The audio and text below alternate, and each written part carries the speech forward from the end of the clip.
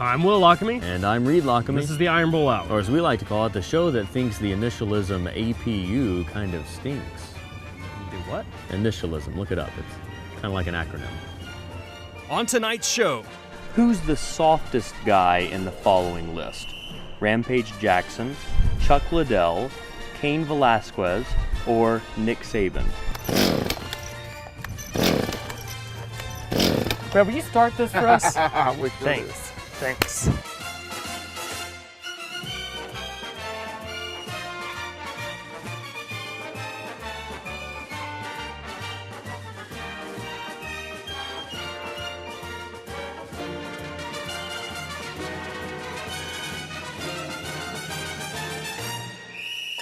Reed, this is a segment of the show called Agree to Disagree. We talk about a subject and we have to disagree on it no matter how much we may agree. Well, I don't agree to those terms at all, Will. You're going to have to. It's part of the rules. We'll see. With Texas in trouble, the rumblings have started about whether or not the Longhorns may try to hook Saban as their next head coach. Will Saban leave Bama and set up shop in Austin next season? Yes, Will, unfortunately for Alabama fans, we have finally reached the end of Saban's career here in Alabama, and he will be in Austin next season. It's tough pill to swallow, but that's just the way it's going to be. This is what this breaks down to, Reed. Clearly, you don't know a lot about ladies or marriage, okay, Reed? Yeah, definitely not. Yeah, okay. Think about Miss Terry. She is what's important here, and Miss Terry This is not a mystery, Will. He's going to be leaving and going to Terry Austin. Saban. Miss Terry. She's very happy in Tuscaloosa. Has made that abundantly clear over and over and over. As long as Miss Terry's happy, so's Coach Saban. Well, we know she is a big fan of that eatery who does not sponsor the show, and so we cannot mention who they are. But listen, Will, there are eateries just as fine as that non-sponsor eatery in Austin, Texas. And if you think about it, why in the world would Saban not leave for Texas, right? I mean, the reasons are just abundant as to why he would want to get like to Austin. why? Name some. What? Any. Well, it's the Big 12, right? You know, Saban is trying to win championships, right? Which he's doing just fine at. Yeah. Well, yeah, he's doing all right, but he's not winning them every single year, which is what he wants to do. 3 out of 4, that's that's unheard only of. 75%, right, when he wins it this year. He wants to get it 100%, and he'll be able to do that once he moves to the Big 12, where there is no competition. Here's the thing, Reed. Miss Terry has got herself now just a appropriate distance away from Barbara Dooley where she can still be friends, pretend to be friends with her, but still not have to talk to her, see her every single day. If she goes to Texas, that will be just too strained. It's too far away. She can't pretend to have too much on this person you are calling Miss Terry. Listen, here's the other thing about this, Will. Notice this. In Alabama, right, when Nick Saban manages only to beat Colorado State by a lot of points, people are distraught, and it's like a terrible situation. In Texas, you can go and only win like 5 games a year, and everybody's like, yeah, that's fine. It's acceptable to us. So he can move to Texas, win the championship every year, and if he has a season where he only wins like 11 ball games, everybody's still going to be ecstatic about that. Listen, it's a perfect situation. She's happy, therefore he's happy, and so are Alabama fans. Not after the Colorado State game, they're not. In a week where FIU allegedly asked for a running clock and Savannah State opted to chop 3 minutes off of their game, we're wondering, should coaches of badly losing teams be allowed to shorten the game? This is ridiculous. What is this, Pee-wee football? Is this some kind of like intramural softball league we're playing in, Reed? You can't just all of a sudden decide like, nope, you know what, you guys are doing too good, we're embarrassed, like let's go ahead and speed this up or cut the quarter down. Well, it's crazy. These fans have paid, unless it's UAB, these fans have paid good money to see these games, and now you're going to take And they paid the players to play in them too. Exactly, now you're going to take that away? Well, clearly you've forgotten what it was like when you and I did play in an intramural, sort of softball league. Right, the mercy rule is used every game. Yes, and thank heavens, Will, it was really an embarrassing situation for us, and I can just imagine if we tried to get into the 4th inning, that would have been even worse.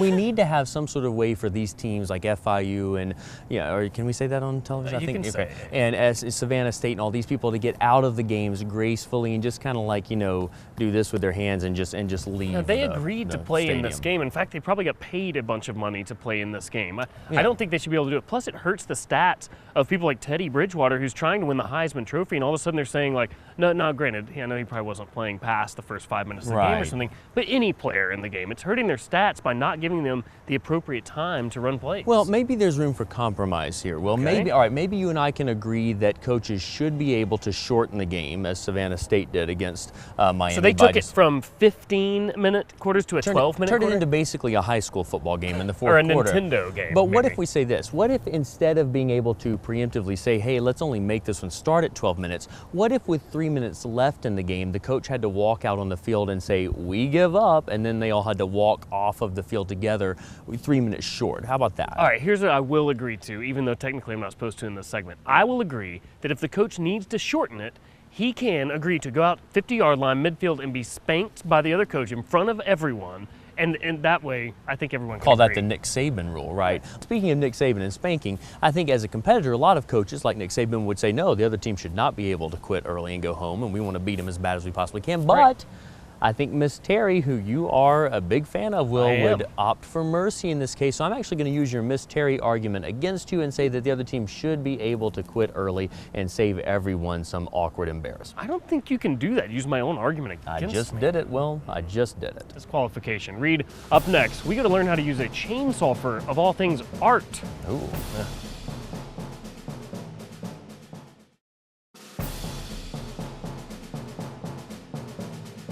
Reed, I found out recently that you can carve Bear Bryant with a chainsaw. That I can? I don't think so. You'll be able to soon after we go spend the day with Brad Martin. He's a professional chainsaw artist. Do you have a toothpick? I need a toothpick. Do you have one? I don't, Reed. Let's go hang out with Brad Martin. Okay. Reed, today we've come to the beautiful Bluntsville, Alabama. And specifically, we are at the workshop of Brad Martin, a chainsaw massacre artist. He is going to show us today how he makes a killing in wood sculptures. Well, let's go homicide and have him teach us a thing or two.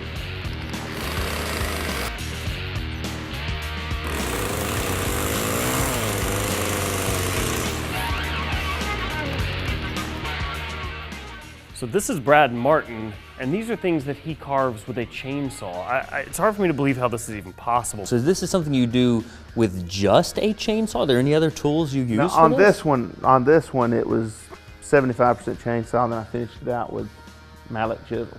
Right, because with just a chainsaw, you could maybe get the likeness of Bear Bryant, but maybe not the championship quality that you need the other tools for, I would think. How long have you been doing this, though? Professionally, right around 7 years. Okay. Unprofessionally, I've done it since I was crawling. That doesn't seem safe at not all. the chainsaw You had very careless the parents. art. Okay. Just a thought off the top of my head, if you could maybe take a very large stump and carve a live oak out of it, you might could sell those to Auburn. Have you thought about that? Might work. They could use some down there. I'd like to try my hand at this and actually see if I, with a chainsaw, can carve anything close to this bear. This will be definitely a challenge. I, for one, am very afraid of chainsaws, so I'm not exactly sure how this is going to go. And I'm afraid of Bear Bryant, so we'll see. It's going to be a tricky day for the Lockamy brothers. Now guys, before we get started, let's think about this. Chainsaws are a dangerous thing. Art is a dangerous thing. So we want to think safety first. So if you wouldn't mind, let's head on over here and get some safety equipment. And speaking of safety first, watch out for that. You don't want to slip on that there. Now, Will, unfortunately, there appears only to be one set of these ear protectors. I brought my own. So you got your own? Okay, and there is only one of these. So did you bring one of these as well? Nope. Okay, I'm going to go ahead and... I'll wear these glasses here. Wait a second. Okay. Wait a second. And that'll kind of keep us, So keep let's our upper parts protected at least. let's go make some art. Do it.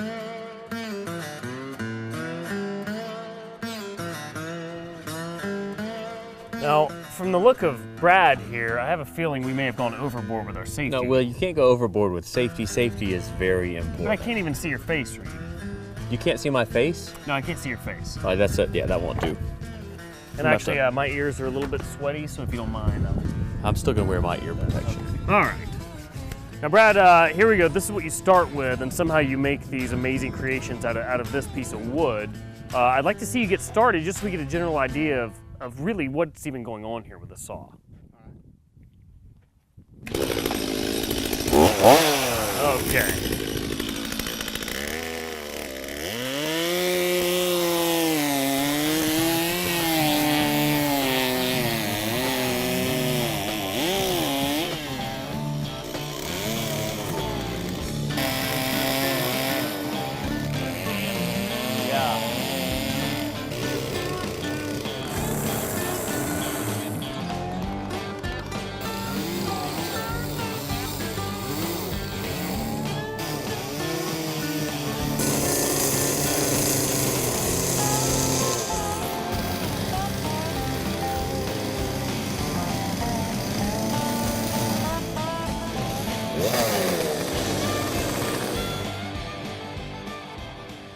All right, now this is just ridiculous. So, I mean, we've been here a matter of minutes. You've been working on this and it's done that fast, right? Yeah, that came from working live up in the mountains. People's attention span's really, really low. So you got to get it done in 30 minutes. Otherwise, they walk away, they don't buy anything. I'm very impressed with this because I think, you know, art speaks to us and says something interesting, and this one sort of helps end some debates. A lot of people have talked about how many championships does Alabama have, but you can clearly see 22 championship rings on this sculpture now that it's sort of exposed, if you count them. Absolutely. So that's 22, I think, now is the official number. Now, Will, before we get started carving, I've thought of something. We're here just outside of Bluntsville, and the nearest hospital is probably about 3 days away from here. Right. So in the interest of safety, I have brought this cooler in case we have any detached fingers we need to help transport to the hospital. Also, I brought this cooler in case we have any detached wrists and things of that nature, a little bit larger. And also, I brought this cooler in case anyone's leg is cut off in the process. I hope that doesn't happen, and actually, I'll be the first to find out. See, it cranks it itself. How about that? It's like a... Will, am I I'm to a- understand that you can't even crank a chainsaw that's designed to crank itself? Yes. Now that is terrifying. Brad, will you start this for us? Thanks. Thanks.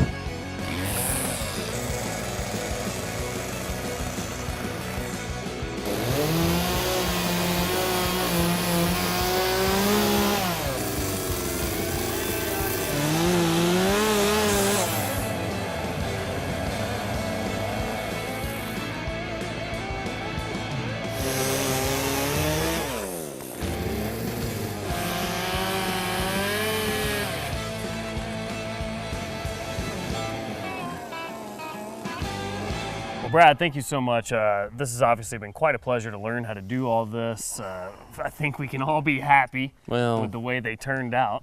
We certainly saw Brad's earlier. That's very nice. Mine is certainly a piece of precision, I would say, Will. It's a minimalist piece. Now, with your piece, what did you say that was going to be? Well, it's an elephant. I was going to guess woodpecker, actually. I don't know that turned out so well. I learned from the best. Well, you had a bit of a tough time starting that chainsaw there. Clearly it was broken or something. I'm sure our grandfather would be proud. Up next, Reed, we go to the top of Vulcan with former Alabama linebacker and Ultimate Fighter Eric Anders. We won't tell him about the chainsaw incident.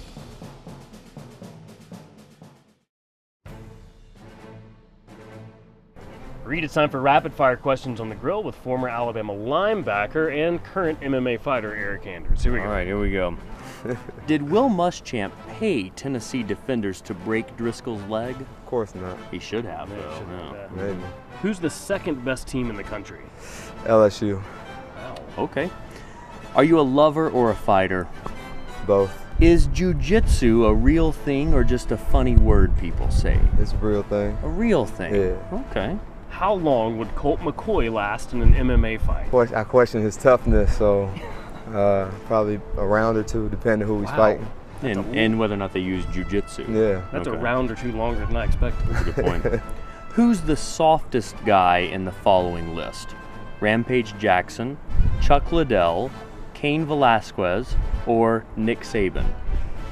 We'll have to go with Nick, man. We'll have to go with Nick. Softest out of that Wow. group. Yeah. What 3 words would you use to describe Johnny Manziel? Family show, remember? Quick, elusive, and accurate.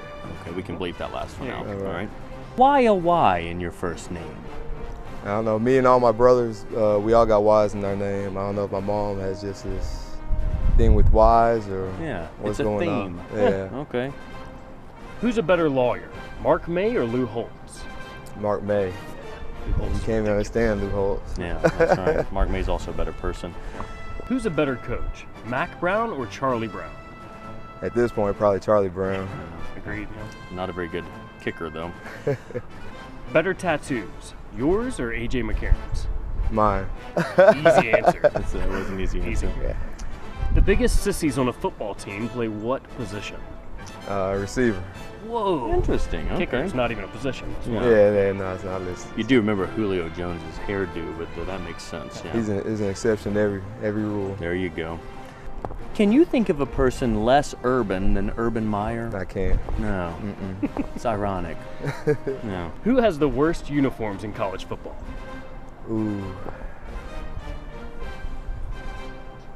I don't know. This week it's Virginia Tech. Virginia It's Tech. always I didn't even Maryland. see- It's always Maryland. Have you seen their helmets? Yeah, I'm not a fan of those either. Yeah, Virginia Tech was bad though. All right, good stuff. Let's hope for a safe elevator ride down.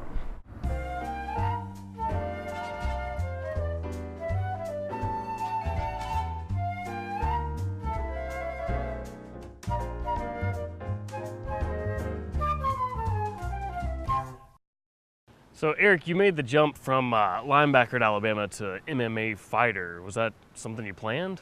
No, not really. You know, I kind of got done playing football. You know, I just come home from work and just be bored, twiddle my thumbs. And I was like, man, I need to find something to do. I should beat the crap out of someone. Well, I ran into Walt Harris. He's a professional fighter. He just signed with the UFC and got his first UFC fight November 30th in Vegas. So, I ran into him about 2 years ago, and he was like, hey, come down to the gym.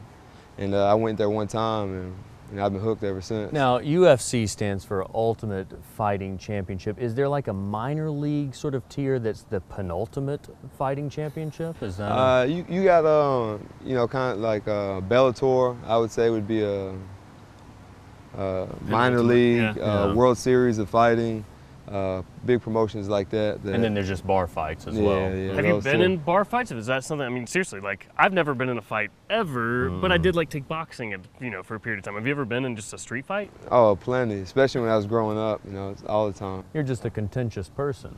Well, I mean, I don't never start nothing. They be, Just finish it. they bring the trouble to me. He so, started it. That's always a good yeah. defense. Now, football is known as a brutal sport, but which is tougher, football or participating in something like what you're doing nowadays? I would say MMA, because in a game you can always lean on your teammate, but once you're in that cage, you're in there by yourself, and you got your cornermen outside the cage. They can't do nothing for you if things go the wrong way. They're not supposed to. That's against the rules. Yeah, so Either way, we're dealing with a tough guy here. Yeah. All right, let's do this. Let's see how tough you are at word association. This is where we'll give you a series of words. All right. You have to tell us the first thing that comes to your mind, just with 3 words. all right, got it. Quick answers is what we're looking for. All right, it's time now for word association. Targeting rule. Stupid rule. Tuscaloosa. Alabama Crimson Tide. TJ Yeldon. All-American. Nick Saban. Best coach in football.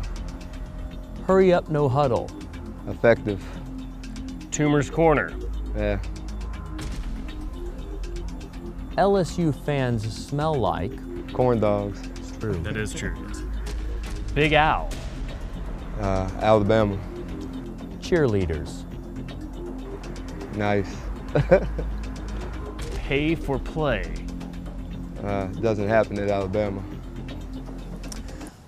Those were good answers. And factual. Yeah, we stayed out of NCAA trouble with those answers. That's right. Let's do this. Let's take a quick break. When we come back, it'll be time for This Is Your Life with former Alabama linebacker Eric Anders.